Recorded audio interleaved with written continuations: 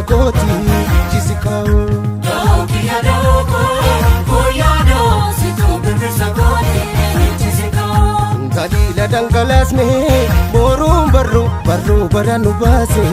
Saka karru Rakko rakina kenya Dama kalcha Dahu kalak ni kenya Kami jundacha Doki ya doko Koyado Situ birbir sakoti jisikao Wirtu batti kara Lale lale Wadani tekite Lale lale Jabaji pudara Lale lale Empikil kite Lale lale Lalili kanama Lale lale Walabu murkite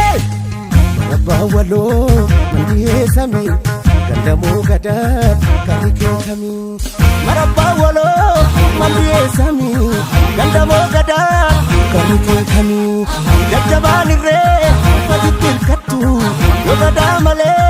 Walanar katu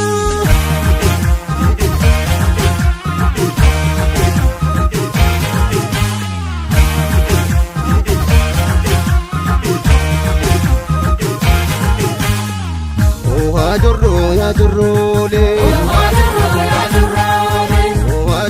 ya jorro le la bahumma di diriste na marajatte ayo gadame sahi kodan ni sako jatte farro farri sanga guradarati tuma sirna gada bujadugati Omo boka bakkacha dugati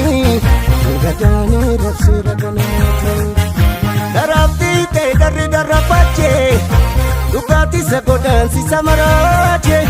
dapti gemi nang putti jabada irresir nagada kenya jabada dapti gemi jas nitara dapti gemi saputu bade dapti gemi chutu kute dapti gemi Agadu gadani Barcuma gadani Agadu gadani Barcuma gadani Agadu gadani Barcuma gadani Agadu gadani Adacha gadani Barcuma gadani Adacha gadani Kabaja gadani Kalaja gadani Intollu shirani Gachana gadani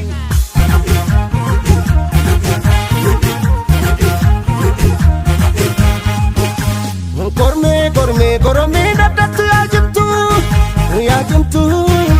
Inacha ilman gurracha na jirtu Korme dadatu ya jimtu